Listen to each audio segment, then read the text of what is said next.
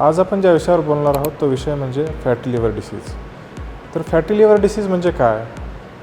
तर आपल्या लिव्हरमध्ये अनावश्यक चरबी जमा होणे आणि जेव्हा ह्या चरबीचे प्रमाण 5% जास्त होतं त्याला आपण फॅटी लिव्हर डिसीज असं म्हणतो. तर हा कशामुळे होतो? तर याची मुख्य कारणं म्हणजे अल्कोहोलचं सेवन करणे, आपलं वाढलेलं वजन आणि काही ड्रग्स याच्यामुळे हा आजार होऊ शकतो. याच्यापासून आपल्याला कुठले धोके संभवतात? तर हा काळानुरूप फॅटी लिव्हर डिसीज हा नॉन अल्कोहोलिक स्टिएटोहेपेटायटिस आणि सिरोसिसमध्ये कन्वर्ट होऊ शकतो. हा आजार कसा टाळावा?